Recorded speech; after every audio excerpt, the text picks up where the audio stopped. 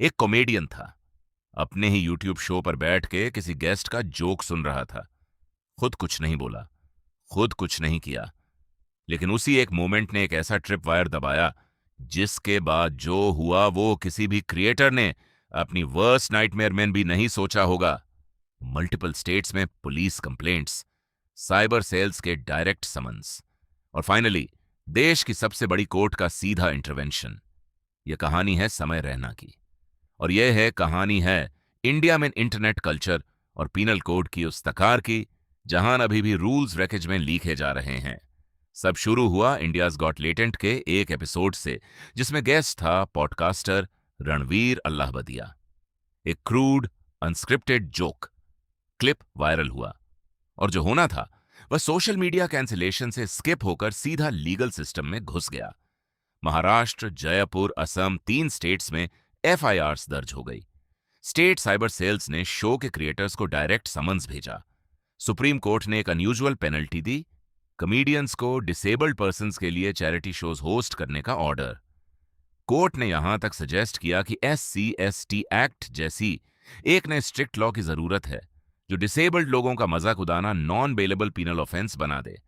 State सिर्फ content moderate नहीं कर रही थी, स्टेट ने और सिवियर पीनल कोड्स एस्टैब्लिश करने के लिए इस कंट्रोवर्सी को एक कैटलिस्ट की तरह यूज कर रही थी। जब लीगल प्रेशर पीक पर था, समय रैना ने सब डिलीट कर दिया, पब्लिक अपॉलॉजीज दी। बाद में उन्होंने एक्सप्लेन किया कि ब्रेकिंग पॉइंट तब आया जब उन्होंने वीडियो में देखा कि पुलिस उस वेन्यू के इनोसेंट ओनर्स को हरास कर रही है जहां शो फिल्म हुआ था। बलराज के मां बाप, 70 साल के जवान पुलिस ऑफिसर्स के पांव में गिरे हुए, हाथ जोड़े हुए, कहते हुए कि हमने कुछ नहीं किया। ये सीन देख के समय टूट गए, लेकिन उनका रिट्रीट एक टैक्टिकल सर्वाइवल मैकेनिज्म था। उन्होंने इसको नाम दिया कश्मीरी पंडित विजडम। जब लड़ाई फेयर नहीं हो तब भग जाओ। जब असम पुलिस ने समय को समन्स किया और बार बार पूछा कि क्या वो अपोलोजाइज करने के लिए रेडी हैं, समय ने जॉर्ज ऑरवेल को याद किया। ऑनवेल ने 1945 में लिखा था कि every joke is a tiny revolution, लेकिन असम पुलिस ने कहा था कि जेल में डाल देंगे। समय ने दोनों लाइंस टोली और एक नया कंक्लूजन निकाला। अगर जॉर्ज ऑनरवेल असम में होता तो वह कहता every revolution is a tiny joke, sorry बोल देना ही स्मार्ट है। पब्लिक अपॉलॉजी डिफीट नहीं थी, वह एक कैलकुलेटेड मूव था माइक्रोफोन ओपन रखने के लिए, और यह काम आया। समय ने उस पूरी ट्रॉमा को एक स्टैंड अप स्पेशल में कन्वर्ट किया। Still alive, national tour, sold out shows. वो रिट्रीट प्रॉफिटेबल बन गया। इस पूरे वक्त में फैन बेस भी एक चैलेंज था। एक मुंबई शो में एक कपल अपने टॉडलर को लेकर आ गया 1+18 परफॉर्मेंस में। समय ने स्टेज से ही उन्हें पब्लिकली कॉल आउट किया, एग्रेसिवली, और वेन्यू से रिमूव करवाया। क्रिएटर एक नहीं, 2 फ्रंट्स पर लड़ रहा था।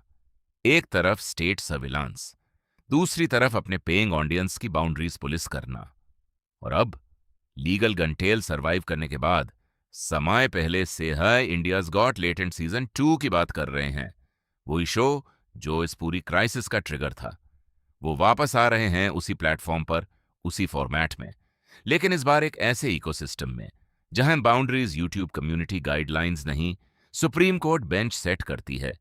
यही है आज के इंडियन कंटेंट क्रिएटर की असली स्किल, ये जानना कि कब अथॉरिटीज के सामने फोल्ड करना है और कब अपने ऑडियंस के लिए double down. Joke survive the trip wire, लेकिन अब वह एक ऐसी डिजिटल दुनिया में एग्जिस्ट करता है जहां रूल्स पहले से कहीं ज्यादा रिडिड हैं। अप्रैल 2026, समय रैना स्टेज पर वापस आए, 1 साल से ज्यादा आइसोलेशन के बाद, और उनका मैसेज सिंपल था, स्टिल अलाइव।